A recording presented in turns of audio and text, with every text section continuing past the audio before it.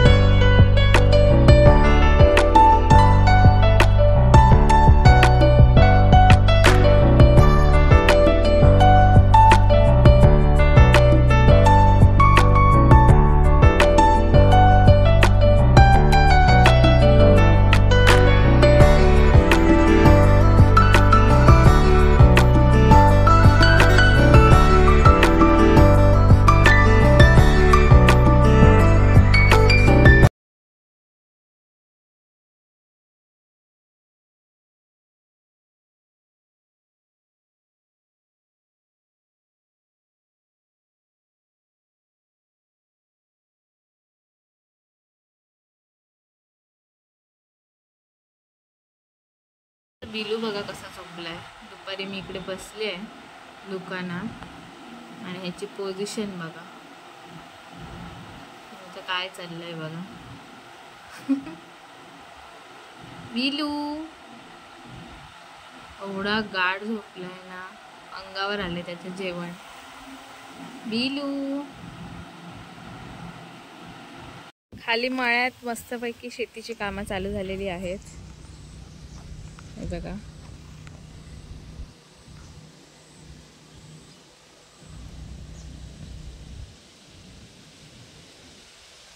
माझी इच्छा होती जायची, पण मला थोडंसं काम आहे, तर मी बाहेर जाते, तर त्यामुळे नाही शक्य। पण तिकडे तरवा वगैरे काढतायत काकी आणि मस्तपैकी सगळी हे बघा, काका काहीतरी घेऊन जात आहेत। इकडे कोणतरी नांगरत पण होतं, हे टिलरने नांगरत आहे। तिकडे बायका लावणी पण, बापरे, लावणी पण करायला स्टार्ट केली यांनी। लावणी पण करायला स्टार्ट केली आहे लोकांनी, मस्तच। आणि इकडचा तरवा अजून आला नाही आहे, आमच्या इकडचा तरवा अजून काय आला नाही आहे। तिकडे त्या हे काढतायत, मस्त असं वाटतंय बघून, एवढं सुंदर वाटतंय। आम्ही जेव्हा लहान होतो तेव्हा हे पूर्ण शेत, हे जे पूर्ण शेत आहे ते पूर्ण भरलेलं असायचं, पण आता काही जास्त कोण शेती करत नाही आहेत। नॉर्मल जी लोक आहेत ती करतात, आणि ते करतात ते सुद्धा कमीच करत आहे शेती, तर त्यामुळे खूप कमी झालं आहे प्रमाण शेतीचं वगैरे। आता वाटेत जाताना सुद्धा कदाचित दिसतील तरवा वगैरे काढताना लोक, तर बघूया आता।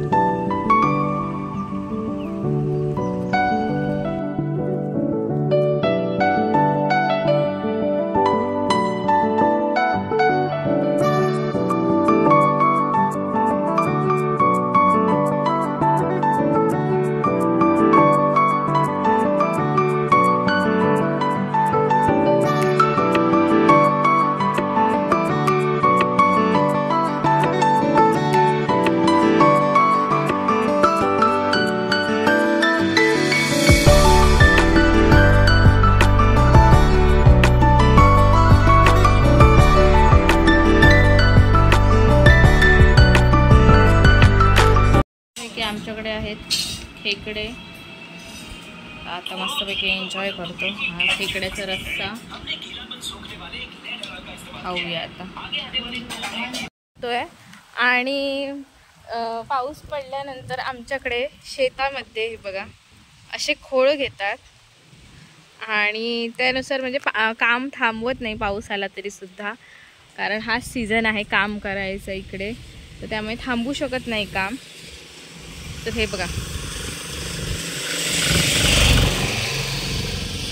इकडे खोळ घेतात. ही जी प्लॅस्टिकची हे दिसते रेनकोट सारखं त्याला खोळ बोलतात, तर ती खोळ घेतली जाते आणि ही इकडेच विकत भेटते आमच्या दुकानात वगैरे, मालवणला वगैरे भेटते. आणि तिकडे लावणीचं काम चालू पण केलं आहे लोकांनी आणि पाऊस आल्यावर सुद्धा नॉनस्टॉप इकडे काम केलं जातं. हे बघा आणि निसर्ग एवढा सुंदर वाटतोय पावसामध्ये, सगळीकडे हिरवळ हिरवळ बघायला खूप छान वाटतं. आणि आमच्या घराकडून म्हणजे आमच्या दुकानाच्या बाहेरूनच एवढा सुंदर व्ह्यू दिसतो इकडे येऊन, म्हणजे बघतच राहावं असं वाटतं. हे बघा खूप सुंदर वाटते. आणि बाबू आमचा तिकडे बसलाय. बाबू ये ये, बघतोय पण येणार नाही पावसात, त्याला पाणी अजिबात आवडत नाही. पण ते चिखलातलं जे पाणी आहे ते चिखलात जाऊन लोळायचं काम मात्र बरोबर करतो हा, ते मात्र त्याला बरोबर जमतं. पण नॉर्मल पाण्याची आंघोळ घालायची झाली तर त्याला आवडत नाही. आणि दिवसभर हा तिकडे असतो. तिकडे बघा एकही कुत्रा कुठे दिसणार नाही, फक्त बैल दिसतात आणि हे रेडे दिसतात ह्याच्यामध्ये, आणि त्यांच्यामध्ये हा जाऊन बसतो. एवढा चॅप्टर आहे हा. होय ना, होय ना. नाही ऐकतोय मी त्याच्याबद्दल बोलते तर एकदम कान देऊन.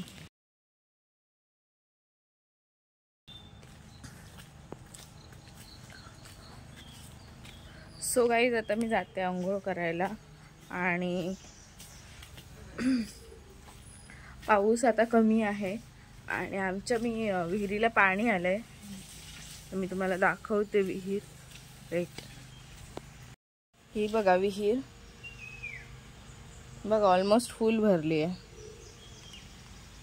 आणि एवढी ग्रीनरी झाली आहे.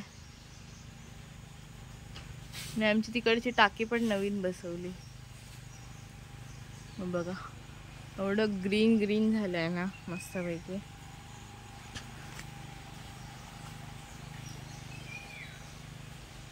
आणि व्हाळाला पण पाणी आलंय बघा.